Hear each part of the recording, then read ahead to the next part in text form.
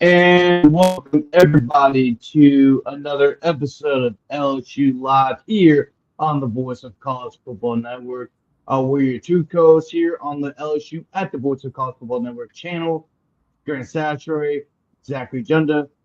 Uh, big time weekend here in Southern Louisiana as LSU, your Fighting Tigers, will advance to the College World Series for the 20th time in school history. They're one of seven schools that play college baseball that have had 20 or more College World Series appearances. That's a very small list. In that list, that includes Texas, USC. By the way, USC's won the Mustache Championships. Oklahoma State. I think it was Arkansas was one of them. I don't have the full list, but there that to be one of seven schools to have 20 or more College World Series appearances is a historic feat, especially for this Fighting Tiger program. They defeated West Virginia 12-5 in game two of the Diners Super Regional to get there. We already recapped game one. We're going to do a full recap of game two. We're going to discuss the impact that Anthony Eisen and Kate Anderson had on this team. We're also going to discuss, kind of preview the Arkansas game because LSU will be playing Arkansas once again to open the College World Series. Uh, there's one last game that has to be played, which is Murray State and Duke, and then after that game's over, the NCAA will release the schedule to give an idea of who's playing at what time, and so on and so forth. But we do know that LSU's on the right side of the bracket with, of course, we're playing Arkansas, and then the other two teams on our side of the bracket are the winner of Duke and Murray State and UCLA. That's what we know right now. But Zach, um, what you got to say about your Fighting Tigers, man? Those damn 3 hour long sunshine delays. I hate those, but they made it worthwhile. Shout out to the people who waited out the storm that never showed up. But 20 appearances since '86 too, so that's 20 and 40 years. So you're looking at literally 50. It's 50-50 with if LSU makes Omaha or not. So good on them. I know it's only been a year-long absence, but that's too long around these parts. So glad to be back. And we said it Saturday. The path is there for them to not just get to Omaha, but potentially win the whole thing. Mm-hmm. Yeah, I mean, definitely. And I'm actually looking up to see who's had the most appearances real quick. So, of the teams that have had 20 or more appearances, Oklahoma State, of course, LSU, USC, Arizona State, Miami, and Texas has the most with 38. So that's a pretty elite company because I mean Miami's won five national championships. Well, yeah, they won four national championships. Uh, Texas has won six national championships. Um, so USC has the most with 12, I believe, what it was. Arizona State has five. They haven't won one since 1981. But for a very long time, Arizona State was a power. They kind of fell off too. Really, they've really fallen off. I mean, they're able to make the postseason for the first time since 2021, but it's been a very long time when Arizona State was kind of a team that you kind of expect to go to Omaha almost every single year. And then the other team, which LSU's tied with, is Oklahoma State, and their most recent appearance was 2016. They have been to the postseason the last 5 years, but they have not made it to this World Series since 2016. But once again, lead off home run by Murray State just now, so it's already 1-0 Racers. Mm-hmm. Yeah, Murray State's been hot too, and actually that game, Duke. I think Duke hasn't been to Omaha either. So it's a very so LSU's in a very interesting predicament because if you look at the left side of the bracket, it's teams that either expect to get there, or like they have been there in the last 5 years. While like if you look at if the right side of the bracket, it's just Arkansas, and then UCLA, who's already in it. They're already in Omaha. They haven't been to Omaha since 2013. It's been 12 years since they've been to Omaha. And the last time they went to Omaha, they won the whole thing. And then Duke and Murray State had not been to Omaha before. So, if you're LSU, you're kind of in a little bit of an easier side of the bracket than, let's say, the left side of the bracket. The left side of the bracket has Arizona, Louisville, Coastal Carolina, and Oregon State. And all those programs that have a lot of success, right? And they kind of expect to get to Omaha. But Zach, before we break everything down, we're gonna play a quick promo real fast, and then we'll get right back. We'll discuss more about the LSU making the College World Series. Talk a little bit about LSU baseball in general, but also we're gonna discuss the FBI rankings, and very, very interesting, a little bit controversial, but I think it's a good thing to look over. But in the meantime, enjoy this promo, and we will be right back. You can make a difference here at the Voice of College Football. Use the Amazon link. Financially contribute to the Voice of College Football without spending a penny. Same shopping experience. It's easy. Go to any video on any channel. Go to the description section and grab the link right next to the capital letters that say Amazon. Use that link, and Amazon will instantaneously convert to your account, settings, history, everything intact, just like whatever link you use right now. No difference. Pay no attention to the product that you see right there. Just go search what you want. Don't forget the Amazon link. Thank you for your support. Sincerely, the Voice of College. And we're back. Zach, let's discuss this game real fast. But LSU wins 12-5. They were able to, hit the no. They kept their aggressive hitting style. I mean, they were so very aggressive at the plate. They had timely hitting. Like LSU's had, lots of success hitting the ball this year. I mean, they're in the top 10 in nearly every single hitting category. But the issue was with LSU was that they did not have timely hitting, and that was a huge that was huge. A lot of the issues they've had all year. It wasn't the fact that they weren't hitting the ball; it was the fact that they weren't hitting the ball consistently. When LSU had runners at base. When the bases were loaded. But it was the exact opposite in not only game one, but game two. Yeah, and we saw it Saturday too. West Virginia kind of, I don't want to say they gave you the game, but they gave LSU lots of free chances. I'm looking at the box score again. I count 9 walks, 3 hit batters, and LSU had 3 guys reach on error. So that's 15 extra chances that they gave you, and LSU, to their credit, they didn't blow them. Biggest example probably in that second inning where I can't remember how to say the kid's last name, but Kartsanis, second inning gets 2 quick outs, so it's 2 outs in the second inning, and it's a 1-0 game, and then goes walk, and then for reasons I still don't understand, Steve Sabins did not get him, even though it was clear that that guy was cooked. He was laboring. He was breathing heavy. And this is your season, man. Like, there is no tomorrow. You got to go get him. But instead, Sabins kind of just hangs him out to dry. And then Stephen Milam breaks the game open, the 3-run double to make it 4-0. LSU tacks on another, make it 5-0. Or it eventually becomes 6-0, excuse me. But you've got the thing right there.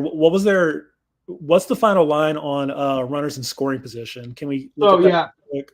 Yeah, I'm going to put that real quick, but I just want to put this out. Carsona's only pitched 2 innings. 67 pitches. Total pitches, yeah.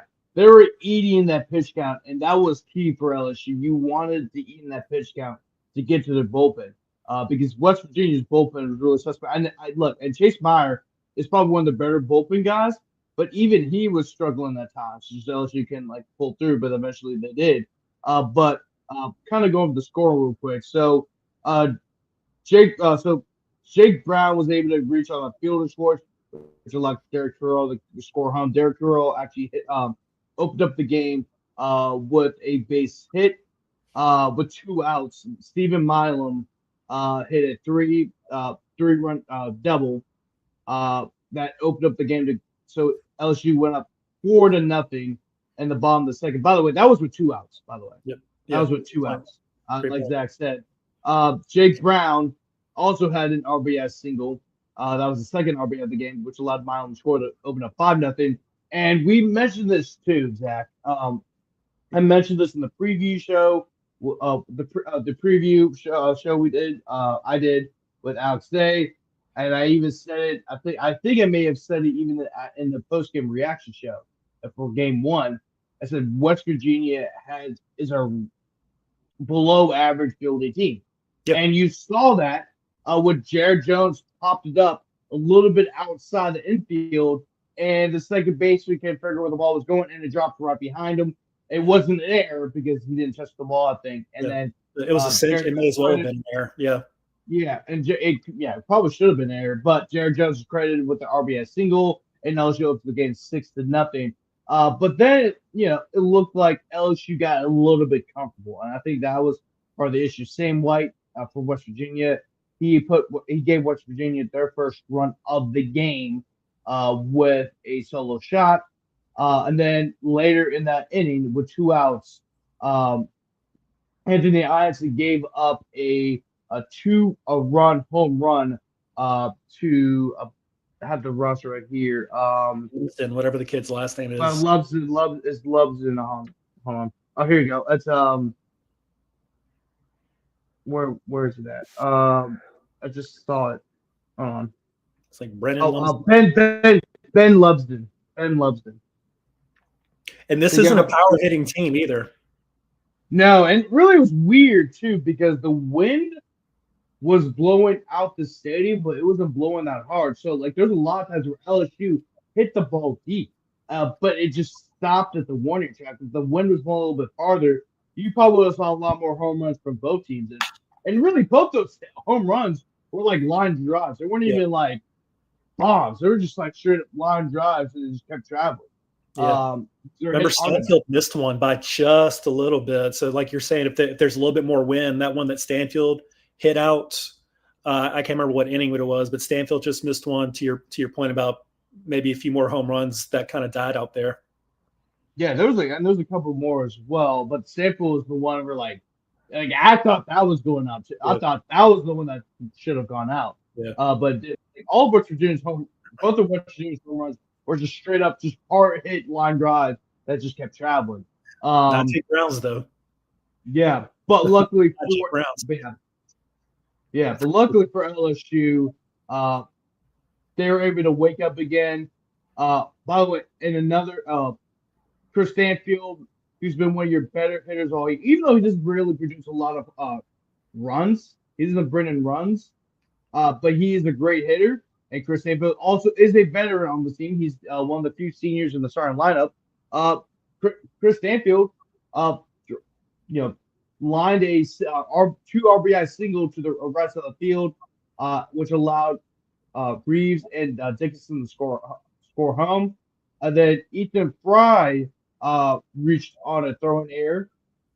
Speaking of fielding errors, which allowed Creole to score, and that was a pop up too. That was the same situation. So there's 2 pop up situations where West Virginia completely fumbled it, and allowed another run to score home. So it is now 9-4 LSU, and then Stephen Milam comes up big once again with an RBI double to right field. By the way, Ethan Fry made a hell of a base running effort. He was at first base. And the thing, when Stephen Milam hit the ball, it went straight to the corner. So it bought Ethan Fry some time to go from first base all the way home. It was a great hustle effort. And then Jake Brown capped it all off with a 2-run homer to center field, which is over dead center, which is over like 405 feet. So it could have been like I'm not sure what the exact distance was. I think LSU may have it on their one of their Twitter profile. I think they have on maybe their baseball data thing. But it was definitely over 405 feet. I can tell you that right now.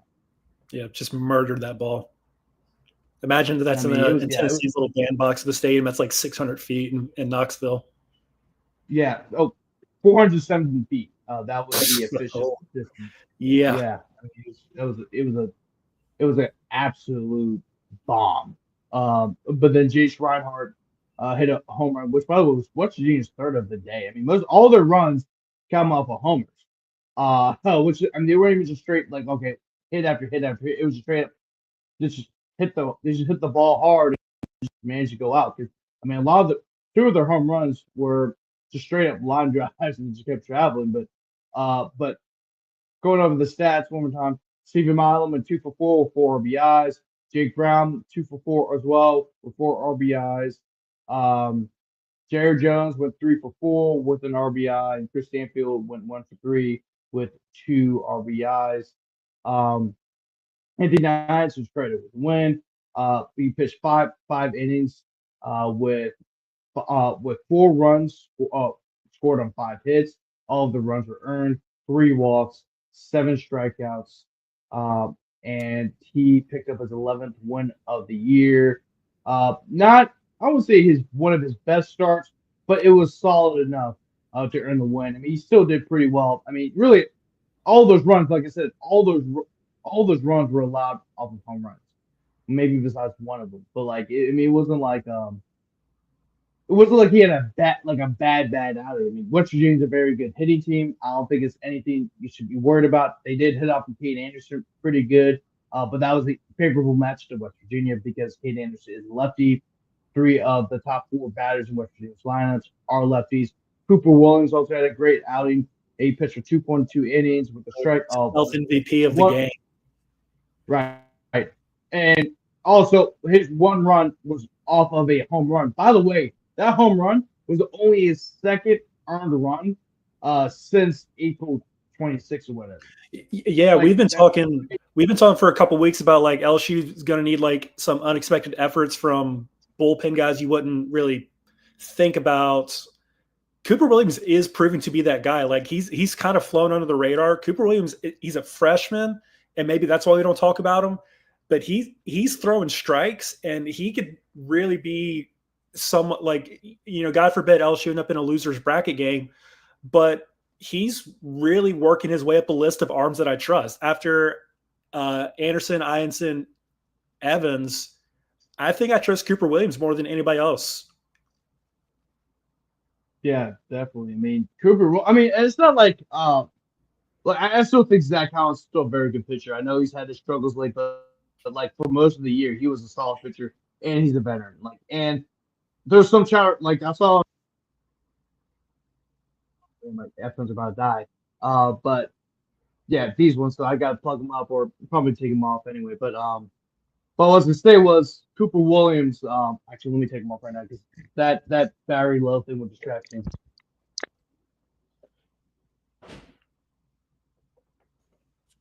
But yeah, going back to what I was saying was that if you so if the reason why he didn't go with Zach Collins was strictly a matchup thing. If LSU were to lose that game, Casey Evans would have started off, and then they would have gone with Zach Collins, which is something they've done for most of the year. Cooper Williams is a great pitcher, but he's not going to be used like a Casey Evans or a Zach Cowan type role.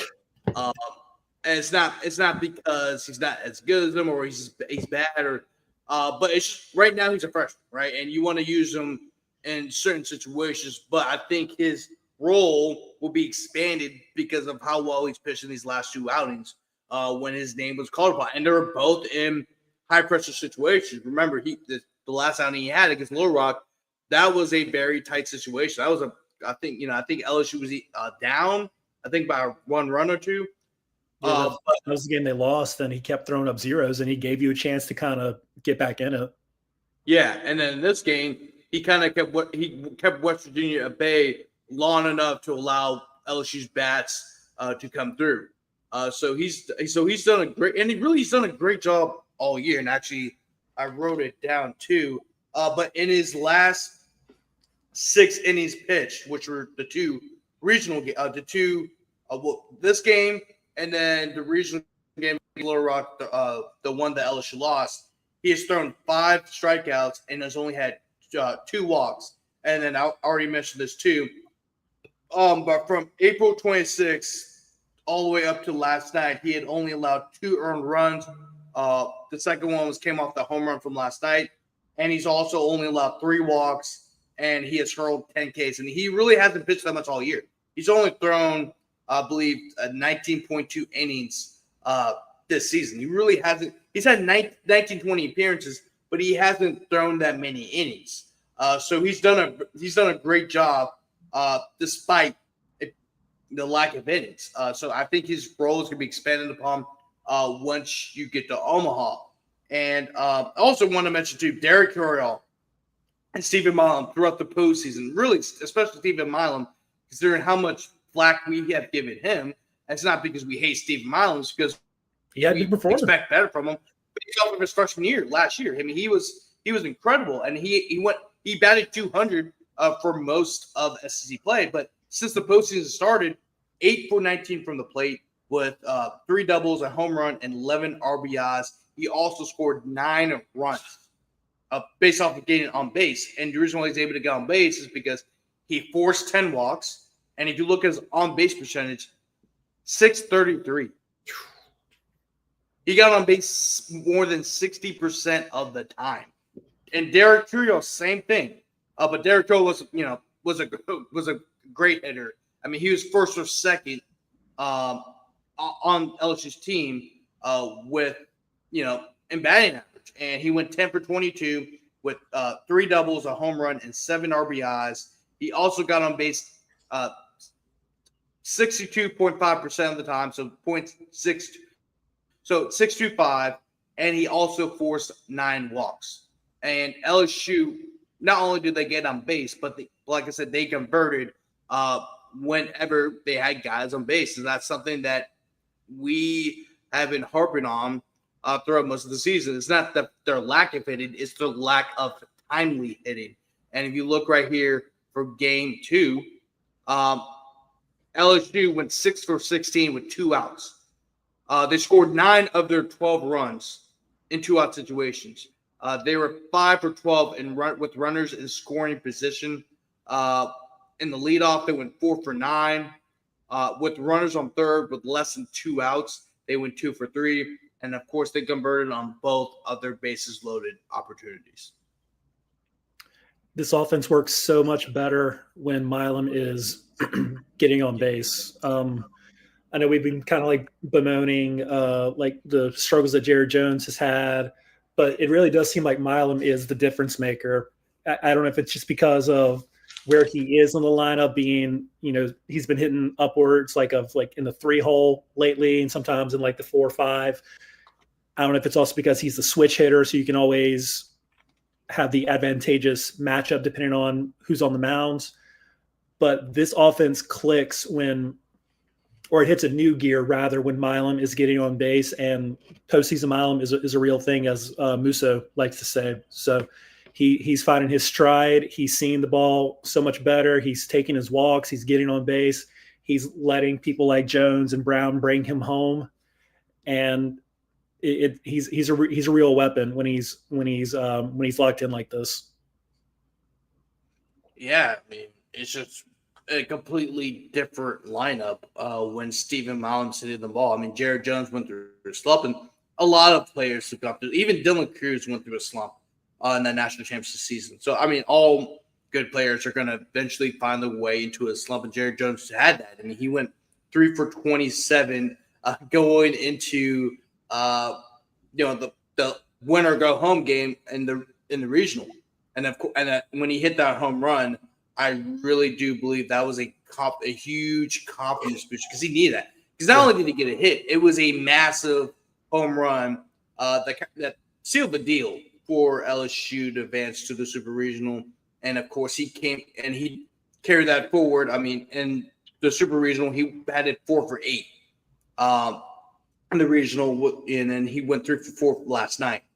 So just it's great to see everyone eating. Right, Josh Pearson had the grand slam home run. Luis Hernandez has come through at times throughout the postseason. Who else? Ethan Fry. I mean, Ethan Fry didn't really do anything yesterday, but Ethan Fry has been a great hitter, not only throughout the season, but at times throughout the postseason. It's just great to see everyone in the lineup getting a chance to eat and eat well. But Zach, there's one thing I do want to mention, and we forgot to discuss this on our last show, because I mentioned we were going to discuss it, but I think we completely forgot because we got sidetracked from College World Series talk. But we know that Cade Anderson and Anthony Niansen, they have been phenomenal all year, and they've been the best pitching duo in the country, and it's not even close. I mean, if you look at the numbers, I got the numbers right here after last night. But Cade Anderson, first team All SEC, leads the country in strikeouts with 163. Fourth in the country with strikeouts per 9 innings, which is 14.24. So so let's say he pitched all 9 innings, he would average 14.24 strikeouts per game. He leads the SEC in strikeout to walk ratio, and for the year 3.58 ERA. 28 walks and once again 163 strikeouts, which is the most in the country, and that is in 103 innings pitched. And then you have to look at Anthony Niansen, who, by the way, led the SEC in ERA in SEC only games. And he only made second team All SEC, which I don't get it, because he led the SEC in the ERA in SEC only games, but it's whatever. He was third.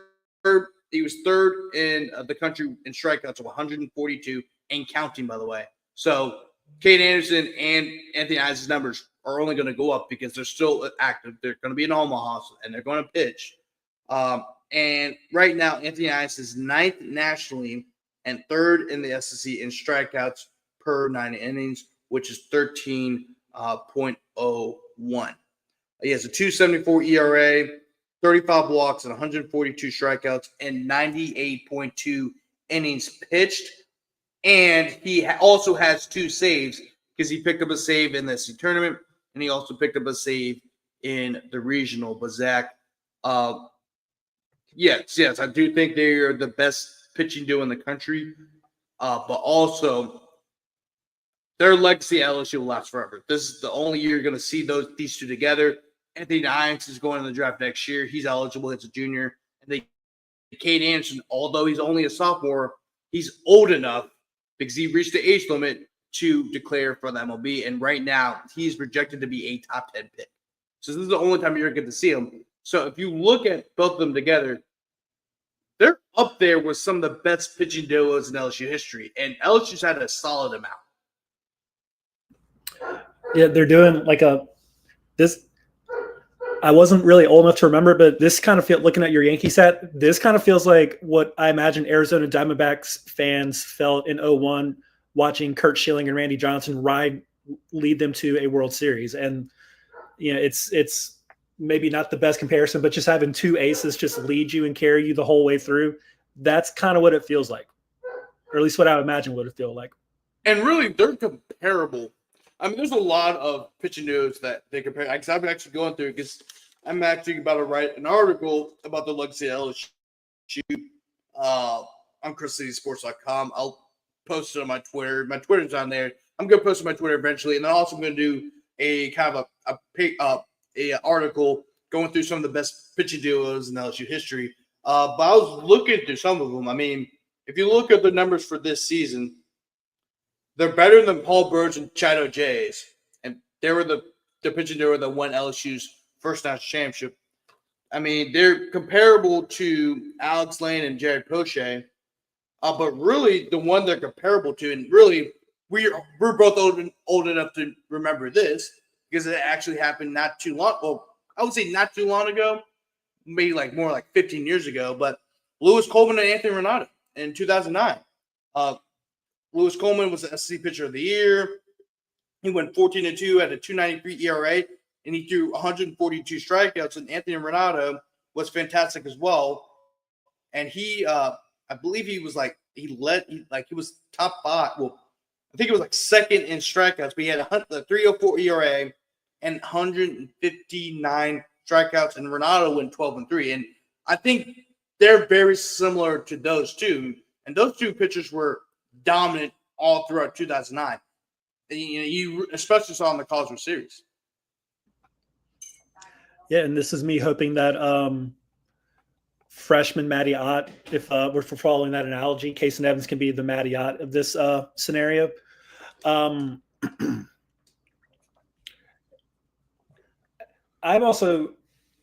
not the first one to make this comparison too, but some people are also mentioning like the 13 rotation or the 12 rotation of Gaussman and Eads and Aaron Nola, but Aaron Nola wasn't Aaron Nola that year. So I would put, to your point about Anderson, Einstein, I put that up against any 1-2, probably the 1-2.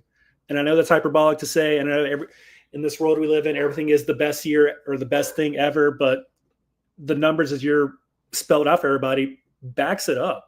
And that's not a small thing for a program like LSU to say, like, this is the best thing ever at this. It is them. And a 1-2 punch normally isn't good enough to win you in Omaha, just the way the format of the tournament works. But if any tandem can do it, it seems like this combination, LSU can ride it all the way through. Kind of like what Ole Miss did 3 years ago. Yeah, and really, I mean, Zach, even like the 2023 team, there really wasn't technically a third pitcher. I mean, it was really just Paulo Skizz and Ty Floyd. And luckily enough, Patrick Hurd was able to come through late in the season.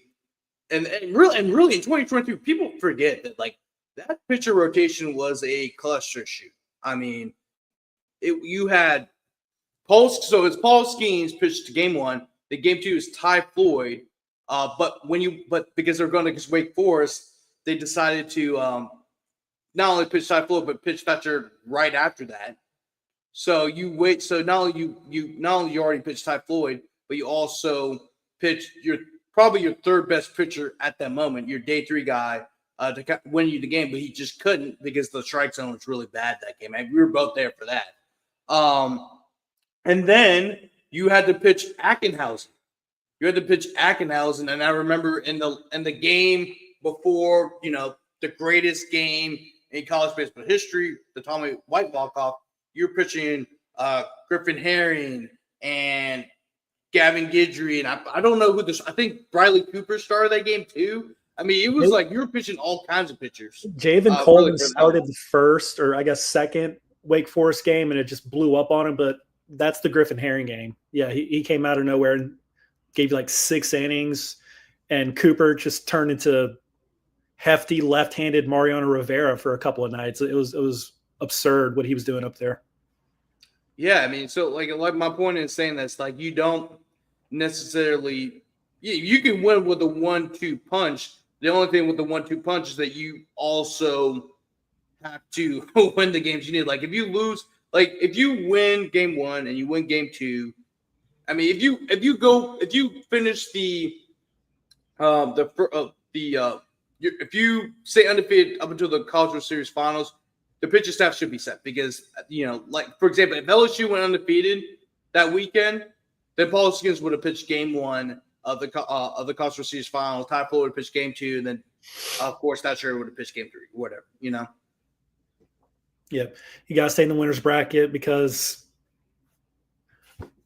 it's just so hard. And those were like once in a lifetime performances from the Herrings and the Ackenhausens. If it was easy to do, more teams would come out of the losers bracket to win it. So, yeah, I actually just looked up LSU's pitcher rotation. It was Javen Coleman started off. Then you had Blake Money, Griffin Herring. I forgot Money pitched that game too. Yeah. Money was like he pitched like the last out or whatever inning, and then Griffin Herring came in for nearly 5 innings. Then Gavin Guidry, then Riley Cooper. Riley Cooper finishes off. So you had 5. It was basically a bullpen game for LSU. I mean, that's really what that was. So you don't want to kind of get in that situation because you don't really know what your bullpen looks like out of maybe 3 or 4 guys, right? Because Casey Evans will be your 33 pitcher, and he really technically he's not. He's kind of a merge. He's kind of a on the edge of starter and bullpen guy too. So if you're LSU, yeah, you want to make sure you win as many games as possible. Going back to Einstein and Anderson, I mean, those 2 guys have been phenomenal for you all year, and really, their legacy is still not done. They're going to pitch. They could possibly pitch as many as 3 games in Omaha, depending on how LSU does. So their legacy is still not over. It's still the book hasn't been finished yet. Their legacies are going to be etched this week. Yeah, this is when the legacies are forged, at least around these parts. That complete game that Cade Anderson had against Oklahoma, cool. That was April. We're worried about June right now in Baton Rouge. That June's the only month that matters for this program here. Do we think, not to get us on a sidetrack, are we sure the offense is going to show up in Omaha? Or is what we saw against West Virginia just LSU feasting off of a pretty shaky bullpen? And we've seen this offense completely no-show when they go away from the box sometimes. So I'm a little skeptical. See that, and I was about to get to that too. It's like, LSU's look shaky outside the box. Now, the good thing is that you're going to be in Omaha, and so you're going to basically see an 80% LSU. Now, you are going against Arkansas, and Arkansas will bring in a bunch of people too because they go there every year. So LSU and Arkansas, those are 2 programs that expect to make the Omaha every year. So a lot of those fans probably already booked their hotel rooms like a month ago, right? Because they expect to be there. But I think, it's going to be like a home atmosphere for LSU in a sense, depending on who you play. A lot besides Arkansas, it will be a home atmosphere for LSU. I also say this too: LSU struggled against average pitching staffs. They struggled against A&M. They struggled against Auburn. And as good as Auburn is, I mean, Auburn was the 4th seed. But they had a shaky pitching staff too. You saw that in Coastal Carolina. Their pitching staff was shaky at times. It was still a good pitching staff, but LSU had seen much better and hit off of much better pitching staffs. That's why I feel confident about LSU is because it's not that the fact that they're hitting the ball, it's how they're doing it and when they're doing it. And the issue wasn't so much consistent hitting. It was consistently hitting the ball when you have scoring opportunities. And I think that's – and also hitting it with 2 outs too. I mean, 9 of their 12 runs came out of 2-out situations, and that's key. You need clutch hitting. You need timely hitting. And you need guys to live in the moment. That's what they've been doing. Stephen Milam is a guy who lives in the moment. It's about time he started to show up because we know he's a guy who lives in the moment. Derek Curell is a freshman showing he can live for the moment. You've also seen – really, and this was a main topic of the press conference, was the amount of freshmen that LSU's leaning on. I mean, Derek Curell is a freshman. Look at the most of the bullpen guys that LSU's used a lot are bullpen guys. Evans, Rizzi, Williams. Yeah. They keep giving Schmidt chances. So that they're pushing the baby birds out the nest, and to an extent, they're all flying. Yeah, and that's the crazy thing, too.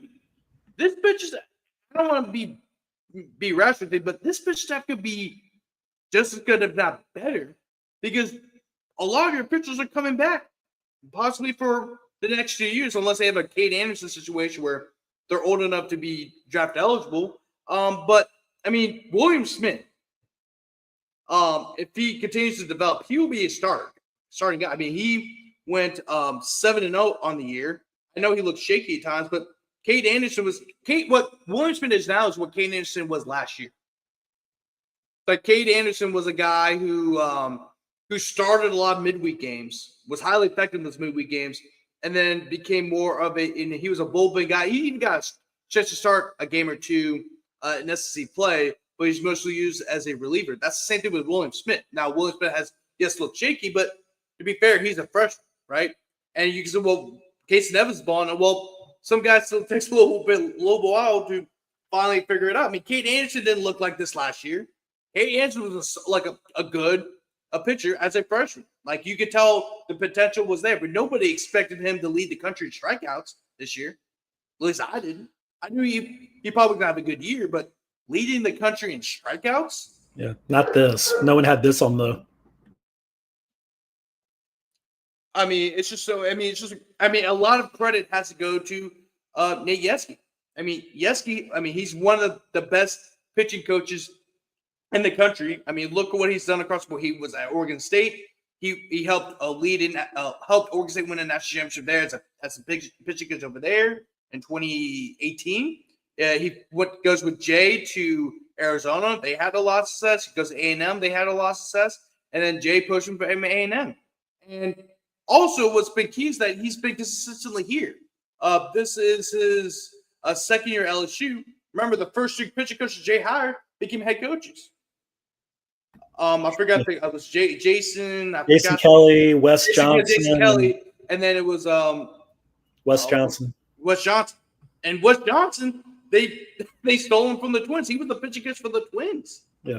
And then Wes Johnson became the head coach of Georgia. He's having a lot of success. And also Georgia is one of those programs where, because of where they're located, I'm surprised they haven't had more success in the past. But Wes Johnson seems like he's unlocked it. I know they got knocked out by a walk-off in the regional, but Georgia's pushing the envelope, and I think Wes Johnson would bring Georgia back to Omaha in no time soon. But going back to LSU, yeah, just a lot of credit has to go to Yeskie. A lot. I mean, just look at the job he's done with, helping develop Kate Anderson.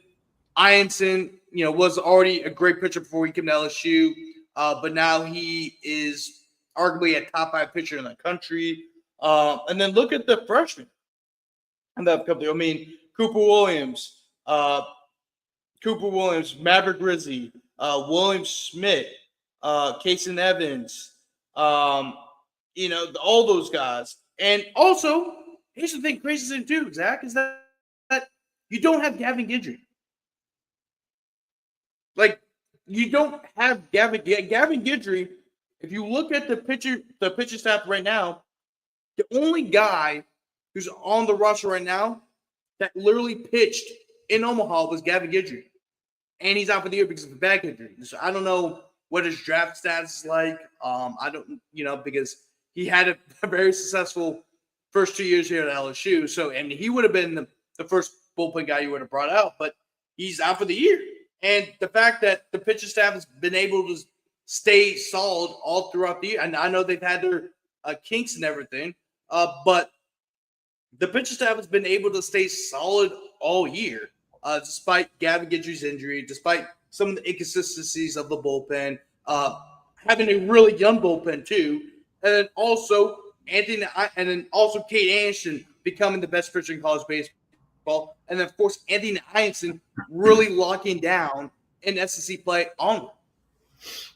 Yeah, it's ironic that for weeks we've all been thinking that the pitching staff is going to be what costs LSU their season, and now it's like, well, actually the pitching staff might save their season. It's the bats. So we'll see how it plays out.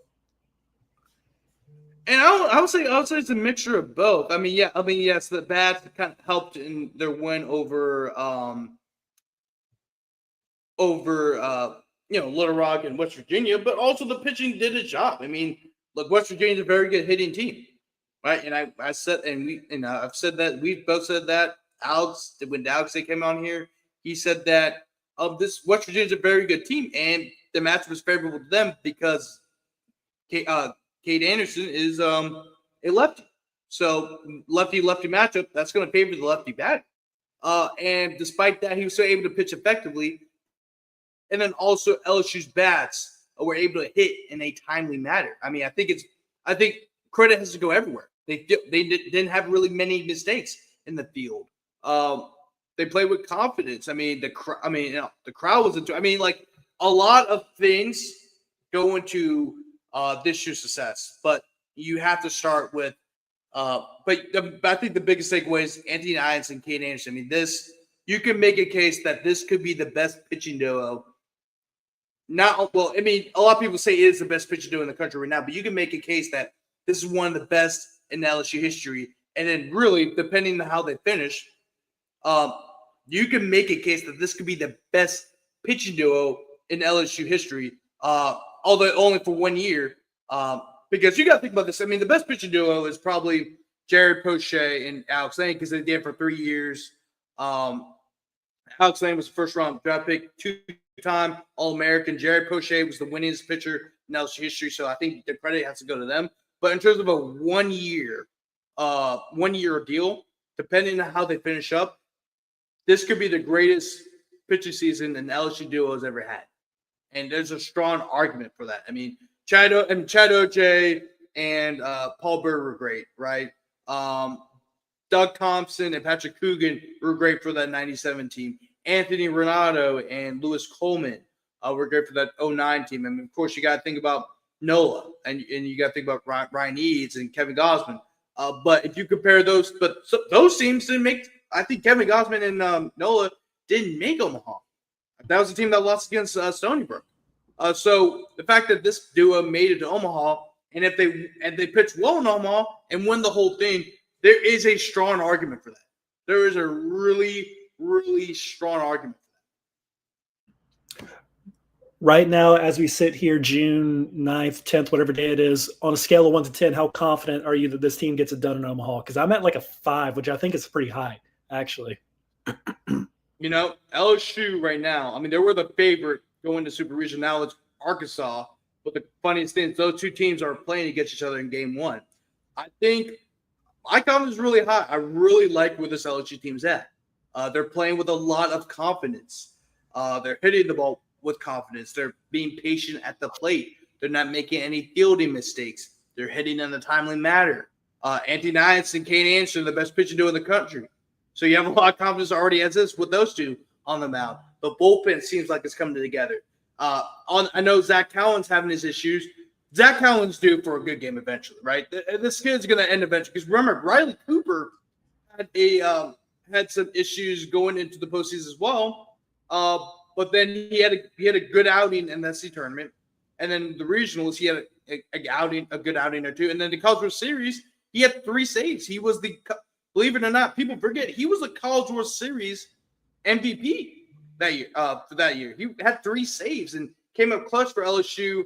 And whenever he was on the mound, he was. I mean, I know Ty Floyd, had a great performance. He had 17 strikeouts in that game 1 of the College World Series Finals. But Riley Cooper, 3 saves in 1 College World Series. That's incredible, and nobody can hit off of him. So I think Zach Cowan's similar to Riley Cooper. Riley Cooper was a very experienced pitcher. And so I think the same thing with Zach Cowan. Zach Cowan was the ace at Wofford. He was a great arm out of the bullpen for LSU all year until like near the end of the year. So Zach Cowan is due. And plus on top of that, your freshman pitchers out of the bullpen are starting to gain more confidence. And so I think, when you look at everything, how this team performed all throughout the postseason, I think this is 7 or 8. I think, if you look at the odds, I mean, I actually had it up. Let me see. Actually, because I originally had it up. Let me see if I can find it. But LSU was the odds-on favorite. I'm gonna pull up the article right here to kind of give you guys an idea. So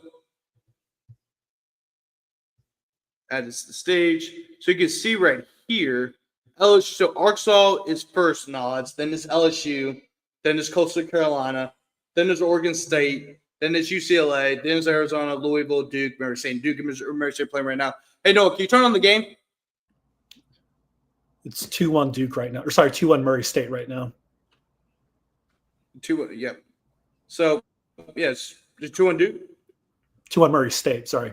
2-1 Murray State, I got you. So, I mean, yeah. I mean, so LSU, I mean, yeah, they were the favorite for a little while, and then Arkansas overtook it. But then again, those two teams are playing against each other. So if you beat Arkansas game 1 and you win game 2, like, all you got to do is win 1 more. Like, regardless if you lose or win or not. All you got to do is win 1 more. And also that saves you so much time because if you lose 1, you have to play 3 more games. While if you win both, you don't really have to. You basically have a 2-game bye.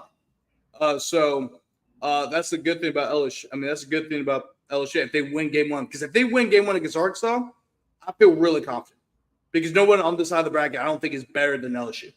I really don't. At this moment in time. Because they're the only to me, because 2 years ago, they were just in Omaha. UCLA hasn't been to Omaha since 2013. The winner, Murray State and Duke, they're playing right now. No, it's 2-1 Murray State over Duke. But those two teams have never been to Omaha. So I like LSU's chances when you look at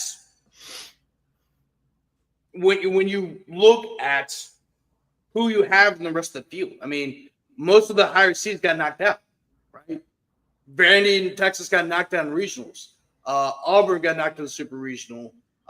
Then North Carolina got knocked out by Arizona. I mean, this is the fewest amount of top eight seeds that's ever been in Omaha, and it really shows you that NAL really hasn't ruined college baseball like a lot of people said. And I know people are like, well, the SEC is a race. Like, no, it's just baseball, right? Like, I mean, even Jay Johnson said, like, look, I know the SEC is by far the best conference, but he also knows it's baseball. It's different from football and basketball, especially football, because baseball, you don't necessarily have to have the biggest guys to make it all the way and win something, right? We've seen a team like Kentucky bunt and steal bases and won a few games.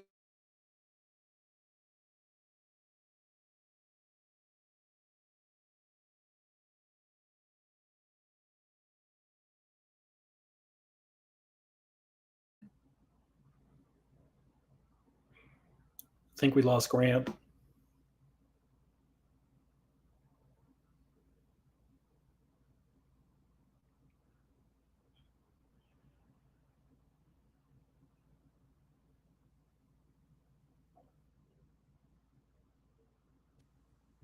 Okay, we're back. Okay, we're back. Sorry about that. But what's the last thing I said? You're shouting out Kentucky last year, bunting their way to a trip to Omaha. Yeah, like I said, you've seen all kinds of styles make it to Omaha. Sorry about that. The Wi-Fi is kind of tripping right now. I think it's a little while, but Kentucky bunted its way to Omaha. Right? We've seen Fresno State, a team that literally had to win their conference tournament because they're in a smaller conference, and they were, I think they were like near the bottom or whatever. Not near the bottom, but that was a team that a lot of people thought was a dark horse to make it to Omaha before the year, but they had a disappointing year, and then they had to win their conference tournament just to get there because the RPI was very low, and that's exactly what they did. They won the tournament. Let me actually look at their let me see this. So they had to win the whole thing. So they had to win their conference tournament, which they weren't favored to win, and then they go to the regional. And here's the thing, too, Zach. They faced elimination 4 different times throughout the postseason and found a way to win all of them. I mean, you know what I'm saying? Like this. So we've seen them have a whole lot of upsets to make it to not only make the Omaha, but win the whole thing. We've seen Stony Brook come to LSU and beat an LSU team that had 2 future MLB All-Star pitchers. We have seen Coastal Carolina beat a great 2016 LSU team, that same team that went to Omaha and went to the College World Series Finals the year after. And Coastal Carolina ended up winning the whole thing. We've seen College State Fullerton is a very small school. Like it's one, College State Fullerton is one of the smaller schools in terms of, if you look at a lot of different schools around the country. But they have 5 national championships in their school's history. Right? Like, I mean, Brights has won a national championship. This is the only sport where you see multiple, what you say, mid-major schools win national championships because size or skill, it doesn't matter. Baseball is a tricky sport. Little Rock nearly upset LSU, and they had a losing record going into the Sun Belt Conference tournament. They had a losing record going to the postseason. They lost 12 of their 13 games going to the conference tournament, and they nearly knocked out LSU. Like, you know what I'm saying? Like, they not only did they beat Dallas Baptist and they beat Rhode Island, which are two pretty solid mid-major teams, especially Dallas Baptist, but then they beat LSU and took LSU to the brink in the win-or-go-home game. So this is a sport that you can have the greatest college baseball team that you've ever seen, and then get knocked out in the regional. Vanderbilt lost against Wright State. I mean, they got eliminated by Wright State. Okay, like Murray State is they're tied with Duke right now. Murray State knocked out Ole Miss in Oxford, which is a very tough place to play, and now they are one game away, which they're playing right now, from making it to Omaha. As a matter of fact, Kent State, the same year the Stony Brook went to Omaha, Kent State, famously known as the alma mater of Nick Saban, made it to Omaha. That's another mid-major school. So, I mean, I was thinking Caleb Gilbert, who is, I don't know, like an insurance salesman. Caleb Gilbert handcuffed maybe the best regular season team of all time, that Oregon State team that was like 56-3, handcuffed them. So it can happen to anybody. To your point about even the best teams don't win, that Oregon State team, nobody could beat them. Caleb Gilbert of all people beat them. So, and also remember this too, Zach. In 2022, Tennessee may have had the greatest college baseball team we've ever seen. Didn't even get there to Omaha. They got upset by Notre Dame. Yeah. Like, we all thought Tennessee was not going to lose at all. I mean, they had only lost, 9 games? Yeah. Before postseason? I mean, no one thought they were going to get eliminated before the College World Series. Nobody did. And that's why I'm capping my my 1 to 10 scale at like a 5, just because it's baseball. It can happen, but still, I think 5 is pretty high. But I'm confident. If nothing else, I'm really confident in this group. It's just the way that they're playing lately, and just the weird way. Oh, looks like they did announce the times. Arkansas LSU will be 6:00 Saturday. Okay. Yeah, I'm trying to figure out, because it wasn't 2012. It was Kent State. I'm trying to figure out when Kent State made it to the College World Series. But yeah, I mean, it is a crazy sport. I mean, baseball is the only sport that is based off of probability. You could hit a ball that is clearly above a batter's head, and somehow it would be a home run. I'm not even joking. You know what I'm saying? So, I mean, anything could happen in the sport of baseball, no matter how much better and how one team is over another team. I'm trying to figure out when did Kent State advance. When did Stony Brook beat LSU? 12. 12? Yeah, I'm trying to find it. Maybe the next year. But yeah, it doesn't matter. Yeah, but Kent State did go to 1 year. It was figure out when did that happen? Was it? Maybe I missed it.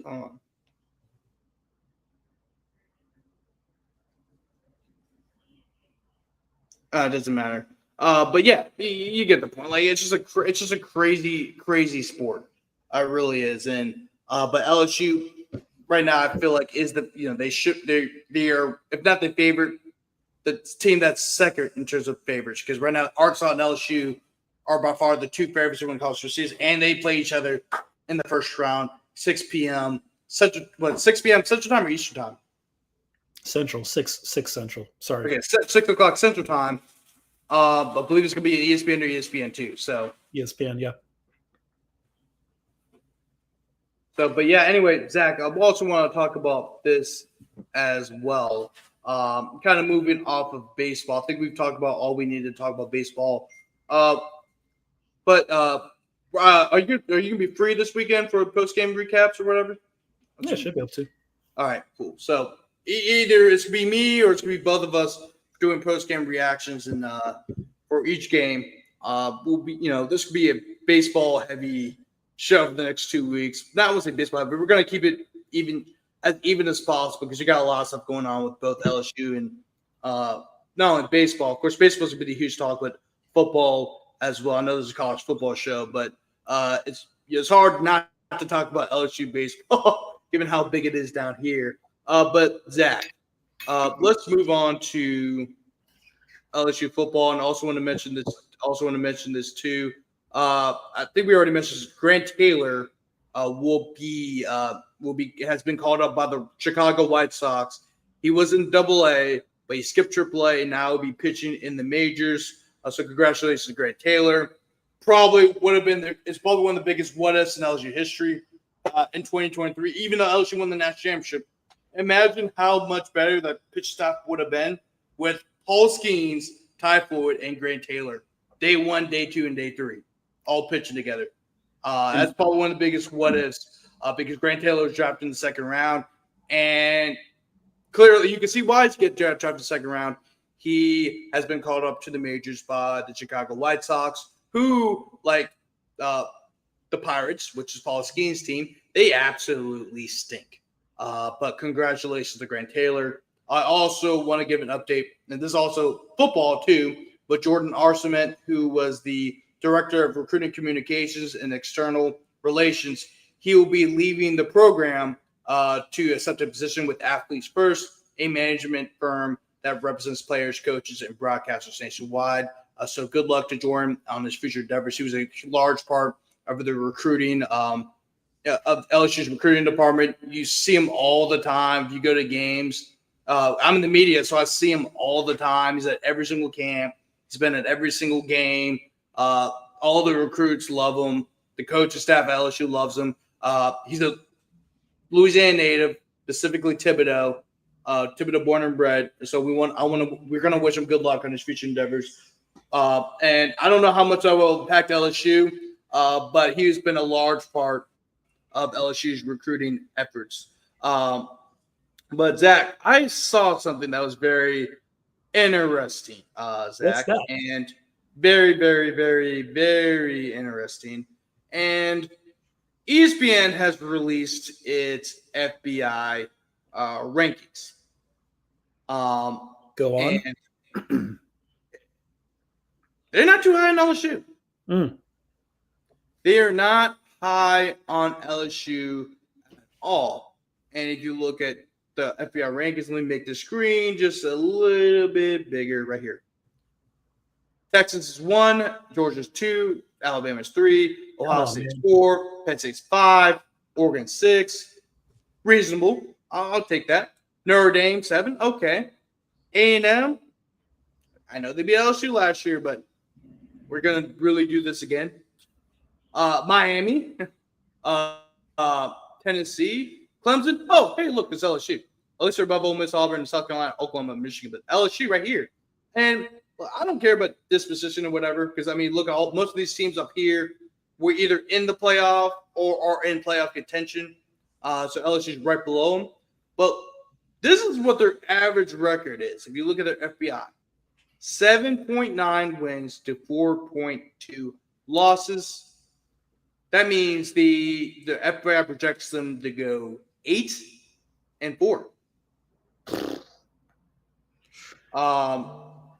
So the win out percentage is 0.3, which is below Oregon, Notre Dame. It's only above. It's tied with Texas A&M. So at least there's that. But we're below Tennessee. We're below Miami. We're below Ole Miss, even though Ole Miss is losing a whole lot of players. We're below Michigan, which is saying a lot because Michigan, we don't know what the hell Michigan's going to look like this year. I think they have a chance to be good, but I mean, let's be honest. Like, how do you feel about this? Because, look, I disagree with this, but at the same time, if LSU loses against Clemson, that could possibly be the reality. I mean, that's one of those things where I disagree with it, but I can also see that reality. Yeah, down with machines. What are we doing? 8-4, really? But also, like to your point, if they lose to Clemson, and I'm still thinking Clemson wins that game. Who's to say? I mean, you got to go to Alabama. You got to go to Oklahoma. Um, you got Florida early, which I can't tell if that's a good thing or not. But can you imagine? I mean, we need to accept the fact that there's a case where LSU is 1-2 through 3 weeks with losses to Clemson and Florida already on the schedule. And if that happens, man, the bottom might fall out. Yeah, I mean it's crazy. I mean, I mean, looking at the schedule, show this right here. I mean, that is a very, as much as I want to disagree with it, that is a very that's a very very real possibility that it can happen. Right, first game is against Clemson on the road to the other Death Valley. You got La Tech, you're going to win that one, but then you welcome in Florida, and Florida could step up from a year before. Last year they went 8-5, and what was might have been the toughest schedule in the SEC, and they somehow managed to win 7 games.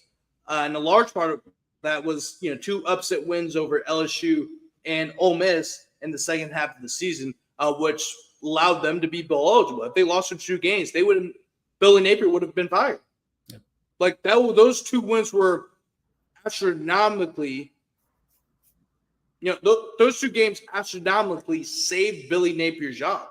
Because if he won one, I mean, he would have won his job. But if he lost both of them, like he would have been out of town. And Florida would have had to hire a whole nother coach.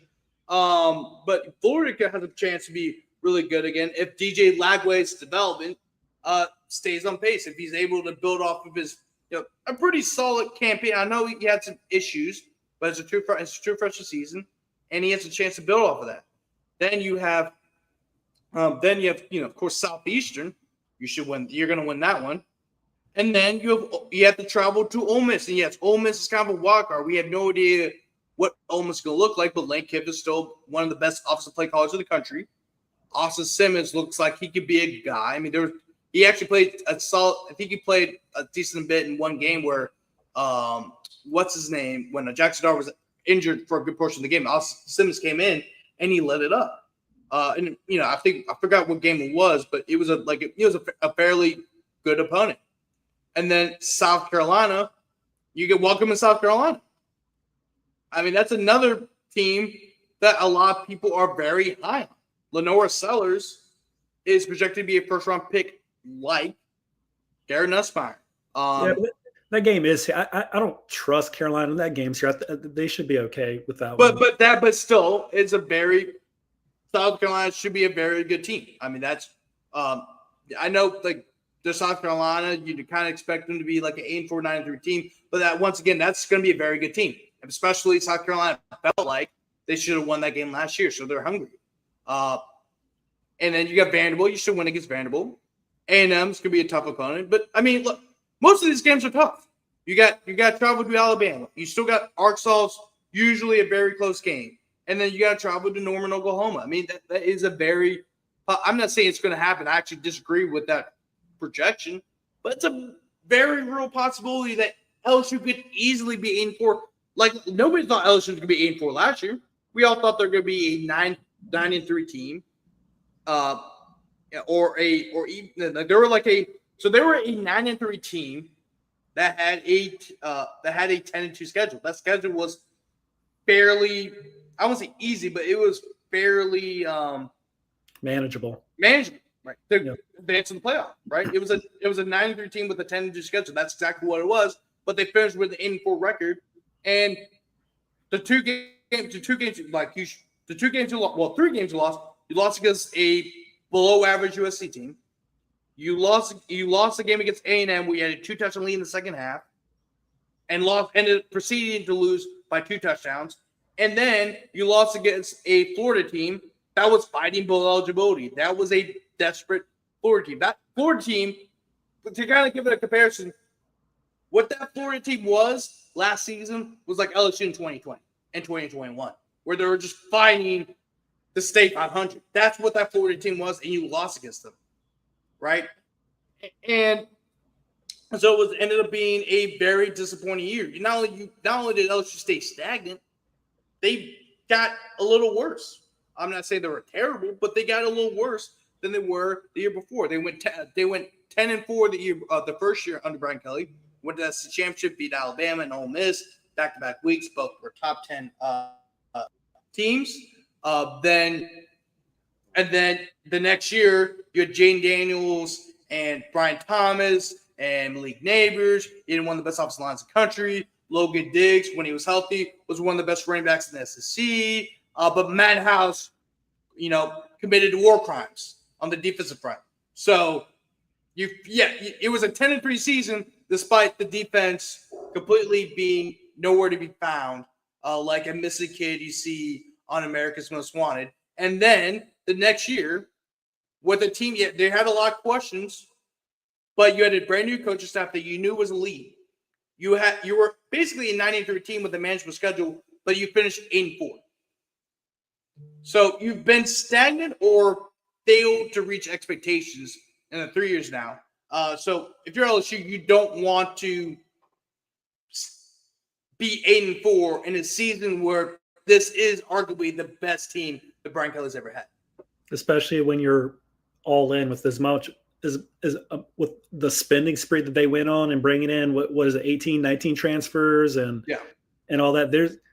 There's no excuses. You got to at least make playoffs. And I understand that with the way Kelly's contract is and the buyout, if LSU does go 8-4, nothing's going to happen. But man, people are going to be really irritated, and people might find it in their hearts to come up with that, whatever it is, 50, 60 million to, I don't know. I think people will be really irritated with an 8-4 season that doesn't end in a college football playoff berth, that wastes year 2 of Garrett Nussmeier. And it's just, they're going to look at it as like a loss on their investment. They're not getting the return that they expected on their money. So I don't know, for his own, don't want to say safety, but for his own, let's say for his own sanity, Kelly's got to at least get into the field. Yeah, I mean, this is the most talented team Brian Kelly's ever had. Ever. Right. I mean, not just you can make a case ever. Yeah, you can make a solid case anywhere. Yeah, you can make it solid because even at Notre Dame, I don't think even he had this. He had some talented teams at Notre Dame, but he didn't have a Heisman caliber quarterback, a first-round quarterback in Notre Dame ever. No. I mean, he didn't. I mean, this is the best team he's ever had. And if you fumble the bag, that's going to stick with you forever. Forever. Like, it doesn't matter how many games you've won. And look, he's had a lot of success, and he's going to be in the College Football Hall of Fame. But if he doesn't make the playoff with this team, that's going to taint his record forever. Because this was on paper, the most talented team you've had, the most depth you've had to the defensive side of the ball. You have the offense. I know the offensive lines can be a little shaky this year because you're replacing 4 of your 5 starters, but then you got 2 guys in the transfer portal. One was the starting center at Virginia Tech the last few years, and the other guy was the starting right tackle for Northwestern, who, by the way, started in the Big Ten, which is arguably the second. They're the Big Two, right? That's the Big Ten. Depending on who you are, you can make a case one of the SEC is the best conference in the country, or vice versa. So you brought those 2 guys in, and you have Brad Davis. I mean, and Brad Davis, I think, is going to do his part and make sure that offensive line is ready. So you can't mess. If you're Brian Kelly, you cannot mess this up. You just can't. And you have an elite coaching staff. You have the best team you've ever had, but you've had the best coaching staff you've probably ever had. I mean, and that's of course, Bo Davis left before the year, but you brought in Kyle Williams, who is a phenomenal, I would say phenomenal defensive line coach because he's his first year being a defensive line coach at the collegiate level. But this guy was a 6-time Pro Bowl, right? Like he was a great player at LSU and had an even better career in the NFL. He's a 5-6-time Pro Bowler for the Buffalo Bills. He was the best player on the Buffalo Bills his whole entire career because the Buffalo Bills were booty, And so it's just, but you can't mess this up. But going back to the college football RPI, and ESPN also did a full breakdown of it as well. And yeah, so we got sidetracked, but it doesn't matter. But if you look at this is how the FBI use it with their national championship odds. Texas is first, Georgia second, Ohio State's third, Alabama's fourth. What am I missing with Alabama? Yeah, it's just Alabama bias. I mean, it's not because I hate Alabama. It's not because I'm biased with LSU, but like, who's their quarterback again? Like, it's not like Nick Saban's Alabama, right? Like, I don't mind if they're in the top 10, but we still acting like this is Nick Saban's Alabama. Who's their quarterback? Like, Keelan Russell might be a very good quarterback, but like, is it Ty Simpson? That's the Alabama. It hasn't been since 2021 that you actually 2021 where you look at Alabama, it's like, oh yeah, they got dudes everywhere. Now I'm like, besides Ryan Williams, who else do they have? Seriously, I don't get it. But I think we'll get some more inside Alabama throughout the summer, but it doesn't matter. I also understand it's What? Go ahead. Oh, I was just going to say, yes, I do understand it's rich of me to like hand wave Alabama, considering Alabama kicked LSU's teeth in 6 months ago, but that's here nor there. Yeah, that's just because Alabama wasn't very like LSU. I'm not saying they would have won the game, but the fact that they weren't competitive in that game at all was an indictment on Brian Kelly in a nutshell. Like a lot of people, for example, like when I was on the field with Mike Scarborough, right? Because I do a lot of stuff with Mike Scarborough, and we were talking, and his phone was blowing up with different boosters texting him that that they're done with Kelly because they lost in such embarrassing. Like, and the score ended up being 42-13. But remember, LSU scored a touchdown late, so it's really 42-6 on primetime television with game day being there. I mean, it was embarrassing, right? So, and there's no reason. Look, I'm not saying there isn't any reason LSU should have lost the game, right? Because Alabama and LSU is always going to be a toss-up. Because really, that game was a toss-up. That's what it should have been. But it was so lopsided that it was almost embarrassing. Yeah, it shouldn't have been a 5-score game. Yeah. But if you're going to blame anybody, blame Governor Landry for bringing Omar, the fat meth tiger, from Florida to Baton Rouge. But and I will blame him. Yeah, that's here and there. You can do whatever you want with that, but I don't know. But I'm going to stick with the results on the field, not the fat meth tiger from Florida. But anyway, Penn State at 5, Oregon at 6, Clemson at 7, Miami at 8, Notre Dame at 9, Tennessee at 10, Texas A&M at 11. Sure. Yeah, we're doing this again. And LSU at 12. And LSU is projected to have 7.9 wins. Actually, they're below Ole Miss and Michigan, by the way, which is very interesting. And playoff percent, their chance to make the playoff are 30.3, which is really surprising given the fact that they had the number one transfer portal class in the country. They have the quarterback coming back. I mean, it doesn't make any sense, but that's here and there. And then their percent chance to make it to the championship is 1.8. Texas A&M has a higher percent chance to make it in the national championship game than LSU.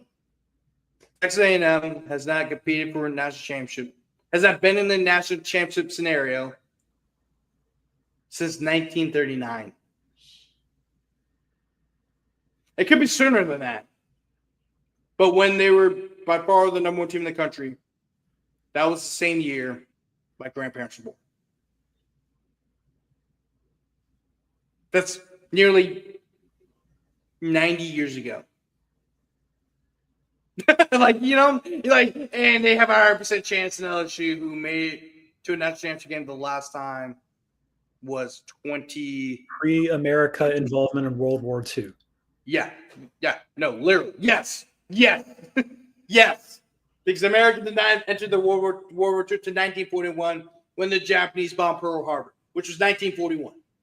So, like, it doesn't make sense. We do this every year with Texas A&M. I'm not saying Texas A&M will or won't be better than LSU, but the other fact that they have a higher percent chance than LSU to make the national championship game is absolutely absurd, given the fact that they literally haven't been in the national title picture late into the year since The Wizard of Oz came out.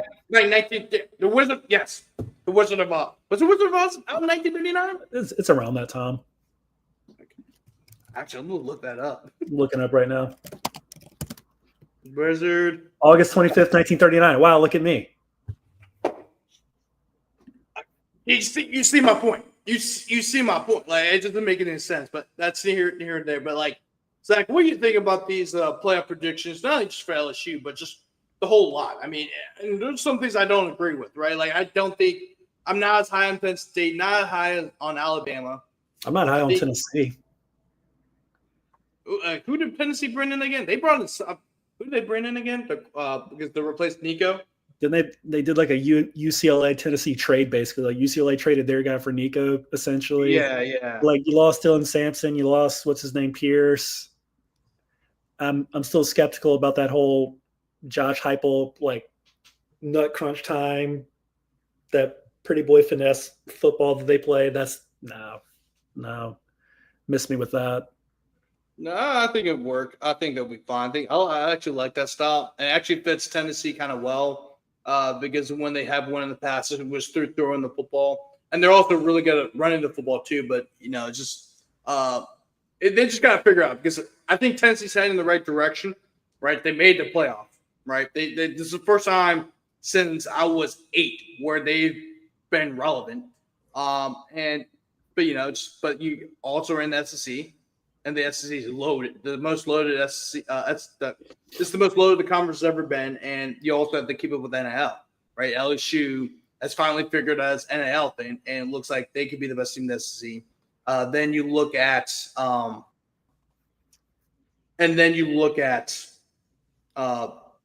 Georgia. They're still very good. Alabama. I know I'm not high in Alabama, but Alabama's Alabama, and you sort of had to treat them as such. Although I'm not as high as Alabama, like to me, when it's not Alabama, Nick Saban's Alabama, but it's still like Alabama. So you have to.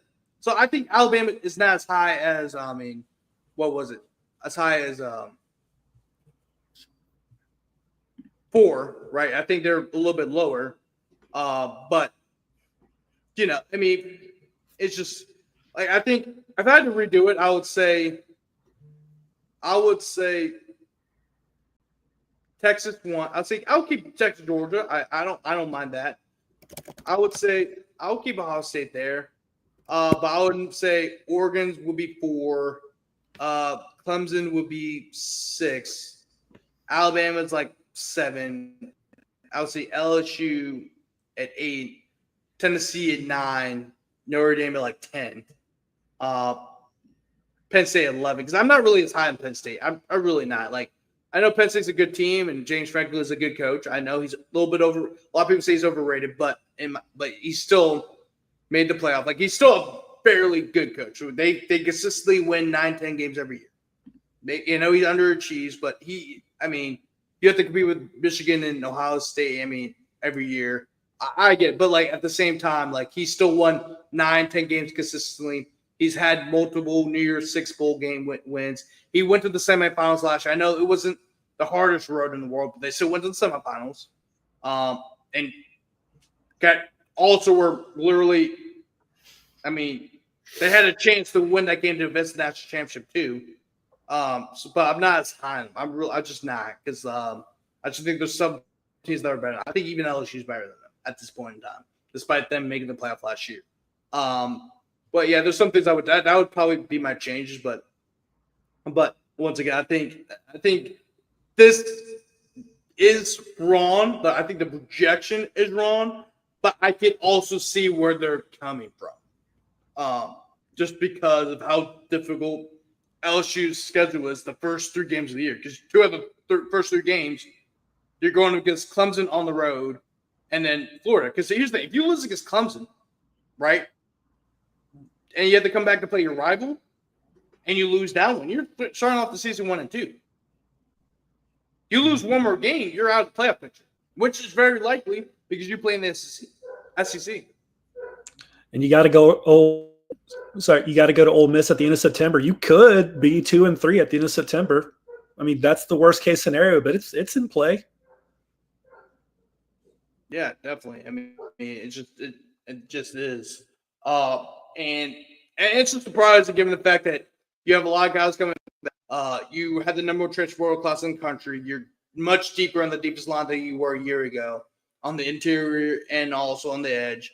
Your linebacker core is going to be one of the best in the country. You improved the cornerback room with the transfer portal and the constant development of the underclassmen. And same thing with the safeties. That was the weakest position on the field on both sides of the ball. But in the spring, you saw the continued development of some of the underclassmen where they actually balled out. And on top of that, you add in Tamarcus Cooley.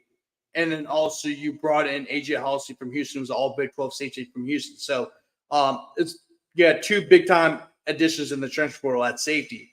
But also you bring back a Heisman caliber quarterback, and possibly you can make a case the number one quarterback in the country, Zach. And Zach, I mean, I was kind of scrolling today, and it looks like LSU. It might happen again. LSU could have another top 5 pick quarterback. And CBS Sports released their mock draft, and Garrett Nussmeier is projected to be number 1. To guess who? Wow! Oh no! Oh, don't look at me.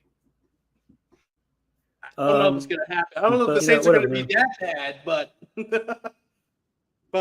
this is what CBS Sports had to say. I mean, this is off of on3.com. Of course, this was written by Matthew Bruni. Shout out my boy Bruni. But it's not hard to see that Nussmeier is a coach's son. He plays like a grizzled NFL veteran, and when he's on, it's pretty easy to see LSU Joe Burrow.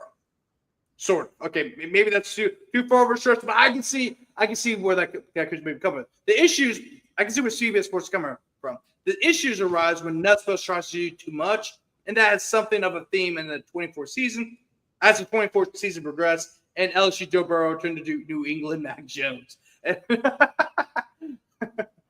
actually kind of funny. But if Nussmeier can limit the poor decisions and untimely turnovers, he'll have a great chance to be the number 1 overall pick. Along with Nussmeier, Wilson, I forgot who wrote the guy. Ryan Wilson wrote this at CBS Sports. Matthew Bruni wrote this article, but he got the information from CBSSports.com from an article that Ryan Wilson wrote. But along with Nussmeier, Wilson also had Drew Aller going number 8 to the Colts. Fernando Mendoza, the quarterback in Cal last year, he transferred to Indiana. Going number 14 to the Steelers. Kate Klubnik going number 27 to the Rams. And Lenore Sellers going number 32 to the New York Jets. Even without Manning, this appears to be a much stronger quarterback class than the 2025 one. Another one was Aaron Anderson going number 26 to the Washington Commanders. Undersized and twitchy with short area quickness to win in small areas. Anderson will consistently create separation from the slot versus off coverage, and he has an extra gear in the open field. Legit track speed on go routes, and he can run the entire route tree, although he will have the occasional focus drop. Anderson posted 884 yards and 5 touchdowns on 61 receptions last year. As one of the top options in LSU's offense. Though only 5'8", Anderson has excellent versatility and can make some contested catches. He's set to have another strong year within the Tigers' revamped receiver room. And the other one, wide receiver Nick Anderson, missed all but one game in 24 because of quad injury. Only saw 1 target, no catches. That said, in 2023, he set an Oklahoma record for touchdown receptions by freshmen with 10. Anderson is a big physical ex-receiver who can play through contact. He tracks deep balls well on go routes, and he consistently stacks cornerbacks. He's a yards after catch machine who plays with great contact downs and will drag defenders downfield. He's almost like a running back with the ball in his hands. If you need 2-3 yards, he'll get them. It was a huge deal when LSU, this is Matthew Bruni writing this, it was a huge deal when LSU got Nick Anderson from the portal with his 6'4" frame and his yards after catch ability he showed in 2023. Now coming off of injury, it's hard to project, but he's set to be one of the top options for Nussmeier as the tallest perimeter receiver. But sticking with Garrett Nussmeier, of course, the main topic is him going number one. I think the most interesting one is, of course, going to the New Orleans Saints. Of course, that's my favorite team. I think it's the same. Was the same thing? Are you a Saints fan? Yeah. Are you like? Are you? Let me ask you this, because I know it's because of course I live in New Orleans, but for some Baton Rouge people, I know it's kind of like LSU first, then Saints. For me, it's kind of like even keel. I root the Saints and this LSU the same. But I know for people outside New Orleans, it's all LSU and the Saints, and even some people outside New Orleans hate the Saints. So have you seen that resentment all across the state? But are you which camp are you in? No, I love them. I love them both. Yeah, that's funny because there's some debates about that. But anyway, but what do you think about Garrett Nussmeier being the number one overall draft pick for next year's draft class? It's what the projection holds, right? Of course, you just have another season to play. You don't know what the team at number one wants, because certain teams have certain needs. But the fact that Garrett Nussmeier is projected the number one pick, which if that is the case, he will be the fourth quarterback from LSU history to be taken with the number one overall selection. Jane Daniels was number 2. So he would join in some elite category. But what do you think about that projection? I would take him. I mean, want to see him maybe run a little bit more, like we talked about a couple weeks ago. But I think he's everything that you would want in a quarterback, and he seems to have the right mental makeup, and he seems to have the right.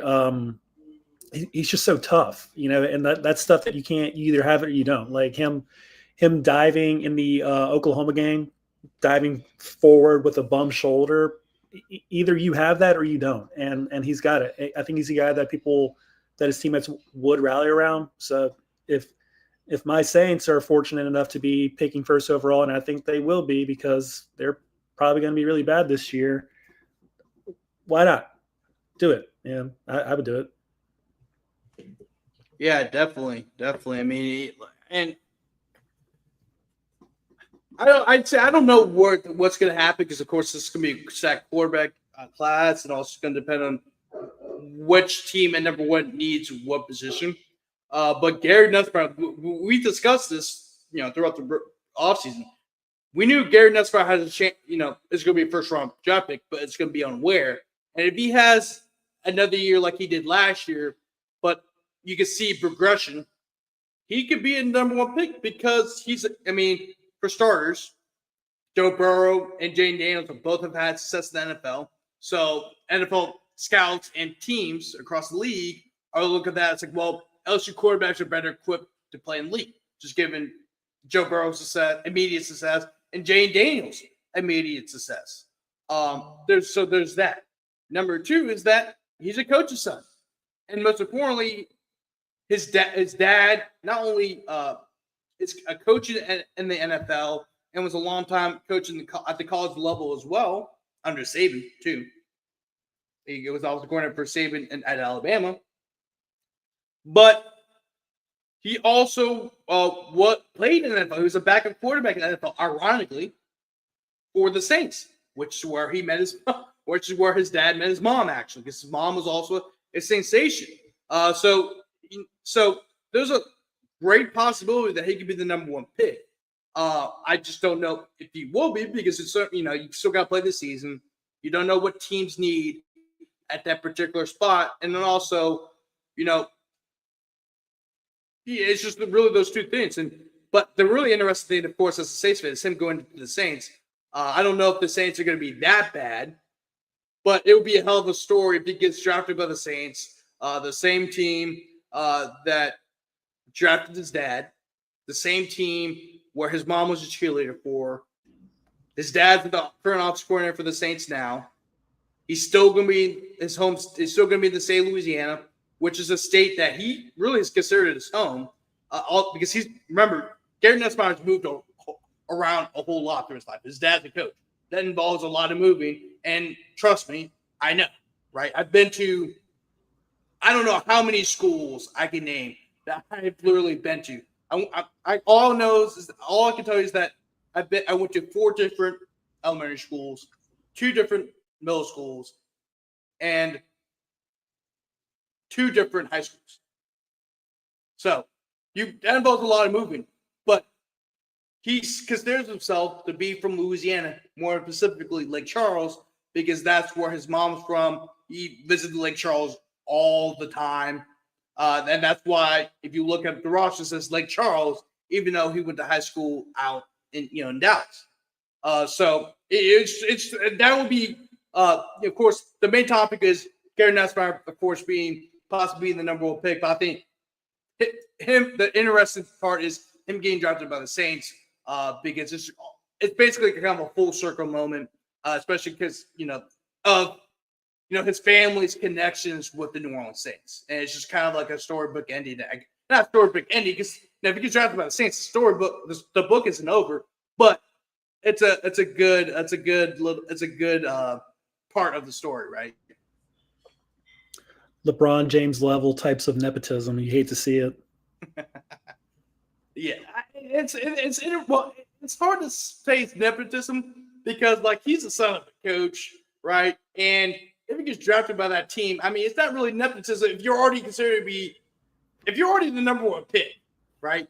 Going into or you're top 10 pick, you're going to go to that team. I mean, which, if that is the Saints. Well, it also depends on Tyler Shuck, of course, is a guy that they feel comfortable with because they drafted Tyler Shuck in the 2nd round, which is also another interesting factor. So if he's going to get drafted by the Saints, it'll be betting on whether or not Tyler Shuck has a productive rookie season, productive enough season to the point where the Saints don't feel like they need to draft a quarterback. But who knows?